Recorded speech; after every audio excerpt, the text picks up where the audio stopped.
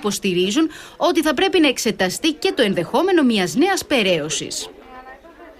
Στο 40% έχει φτάσει η πτώση των τιμών στα ακίνητα από την αρχή της κρίσης, ενώ σε ορισμένες περιοχές της Αττικής προσεγγίζει ακόμα και το 60%. Την ίδια ώρα πάντως οι αγοραπολισίες έχουν μειωθεί δραματικά, ενώ πολλοί ιδιοκτήτες δεν έχουν να πληρώσουν ούτε τους φόρους. Ευάρεο, ευήλιο, με καλή θέα και λίγα κοινόχρηστα.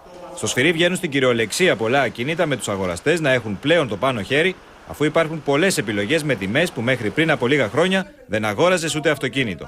Όπως αυτό το διαμέρισμα στο κέντρο της Αθήνας. Βρισκόμαστε στα κάτω Πατήσια, κοντά στο σταθμό των κάτω Πατησίων. Είμαστε στον 4ο όροφο, σε ένα διαμέρισμα 75 τετραγωνικών. Προ-κρίσης η τιμή του ήταν στις 70.000 ευρώ και η αρχική του τιμή τώρα είναι 40.000 ευρώ. Είναι σε οικονομικό επίπεδο που μπορώ να το πλησιάσω. Και αν οι καλά γνωρίζονται στην αγορά των ακινήτων θεωρούν ότι οι τιμές δεν θα πέσουν άλλο, οι τιμές είναι τόσο χαμηλές που σε πολλές περιπτώσεις είναι και κάτω από τις αντικειμενικές. Η μεγαλύτερη πτώση καταγράφεται στις ακριβές περιοχές της Αττικής.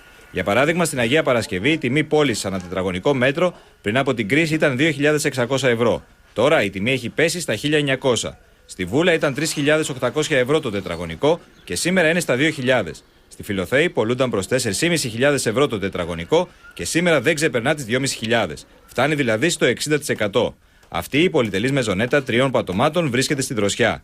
Η μείωσή της φτάνει στο 50%. Αυτό το σπίτι για το οποίο βρισκόμαστε είναι στα 270 τετραγωνικά.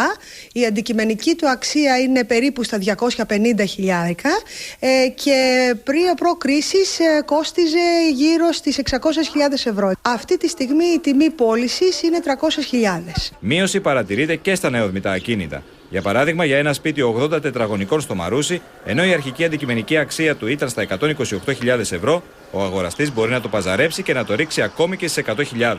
Οι ειδικοί πάντως θεωρούν πως οι τιμές έπιασαν πάτο. Ωστόσο, το αγοραστικό ενδιαφέρον είναι ελάχιστο ως ανύπαρκτο. Κυρίες και κύριοι,